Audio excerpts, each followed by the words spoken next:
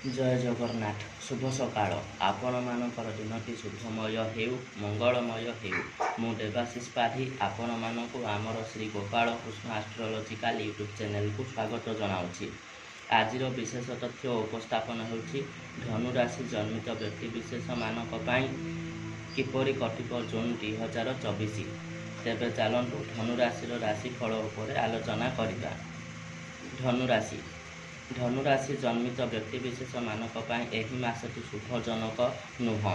ଅତ୍ୟଧିକ ଶାରୀରିକ ପରିଶ୍ରମ କରିବେ, କଠିନରୁ କଠିନ କାର୍ଯ୍ୟ କରିବେ, କିନ୍ତୁ ଆଶାନୁରୂପ ଫଳପ୍ରାପ୍ତ ହେବ ନାହିଁ।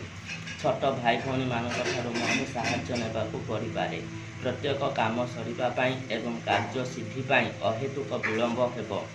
ଆପଣଙ୍କର ମାତା ତଥା ମାତୃସ୍ଥାନୀୟ ବ୍ୟକ୍ତିବିଶେଷମାନଙ୍କ ପାଇଁ ଚିନ୍ତିତ ରହିବେ। ମାତାଙ୍କର ଦେହ ଅସୁସ୍ଥ ହେବା ସହିତ ମତାନ୍ତର ମନାନ୍ତର ମଧ୍ୟ ଦେଖାଦେଇପାରେ।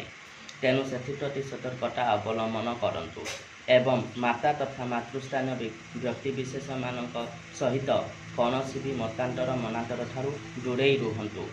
ନୂତନ ବାସଗୃହ ନିର୍ମାଣରେ ଅହେତୁକ ବିଳମ୍ବ ଦେଖାଦେବ। ଯଦି କିଛି ଜମି କ୍ରୟ ବିକ୍ରୟ କରିବାର ଅଛି ତେବେ ଏହି ମାସରେ କରନ୍ତୁ ନାହିଁ, ଠକାମିର ଶିକାର ହୋଇପାରନ୍ତି। ଛାତ୍ରଛାତ୍ରୀମାନଙ୍କ ପାଇଁ ଏହି ମାସଟି ଆଦୌ ଶୁଭଜନକ ନୁହଁ। ପାଠପଢ଼ାରେ ମନ ଲାଗିବ ନାହିଁ, ସବୁବେଳେ ଅନ୍ୟମନସ୍କ ରହିବେ। ତେଣୁ ମା ସରସ୍ୱତୀଙ୍କର କବଚ ଧାରଣ କରିବା ନିହାତି ଆବଶ୍ୟକ ଅଟେ। ଆର୍ଥିକ ସଙ୍କଟ ଦେଖାଦେବାର ସୂଚନା ମିଳୁଛି। ଏମିତିକି କୌଣସି ଲାଭ ପ୍ରାପ୍ତ ନ ହୋଇ କୌଣସି ଦିଗରେ ବହୁତ ଗୁଡ଼ିଏ ଟଙ୍କା ଖର୍ଚ୍ଚ ହୋଇଯାଇପାରେ। ଋଣ ଆକାରରେ ଧନ ଆଣିବାକୁ ମଧ୍ୟ ବାଧ୍ୟ ହୋଇପାରନ୍ତି। ତେଣୁ ଜଗି ରଖି ଚଳନ୍ତୁ। ଆବଶ୍ୟକ ନଥିଲେ ଟଙ୍କା ବ୍ୟୟ କରନ୍ତୁ ନାହିଁ ଏବଂ ଧନ ବୃଦ୍ଧି ଯନ୍ତ୍ରର ବ୍ୟବହାର କରନ୍ତୁ। ଯେଉଁମାନେ ବାଣିଜ୍ୟ ବ୍ୟବସାୟ କରୁଛନ୍ତି ସାବଧାନ ରହିବା ନିହାତି ଆବଶ୍ୟକ। ବାଣିଜ୍ୟ ସ୍ଥଳରେ ହିସାବ କିତାବ ଜନିତ ତ୍ରୁଟି ଯୋଗୁଁ ବହୁତ କ୍ଷତି ସହିବାକୁ ପଡ଼ିପାରେ। ସମବ୍ୟବସାୟୀମାନେ କିମ୍ବା ପାର୍ଟନରସିପ୍ରେ ଥିବା ଅନ୍ୟ ବ୍ୟବସାୟୀମାନେ ନାନା ପ୍ରକାର ପ୍ରତିବନ୍ଧକ ସୃଷ୍ଟି କରିପାରିବେ।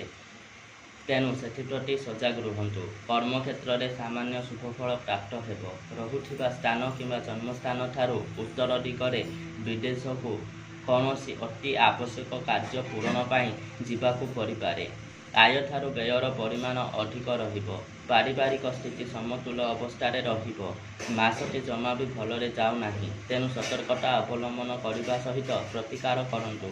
ପ୍ରତିକାରରେ ଯଦି ବିଭିନ୍ନ ପ୍ରକାରର ରୁଦ୍ରାକ୍ଷ କିମ୍ବା ତାବିଜର ଲାଭ ଉଠାଇବା ପାଇଁ ଚାହୁଁଛନ୍ତି ତେବେ ସ୍କ୍ରିନ୍ରେ ଦିଆଯାଇଥିବା ନମ୍ବରରେ ଆମ୍ଭ ସହିତ ଯୋଗାଯୋଗ କରନ୍ତୁ।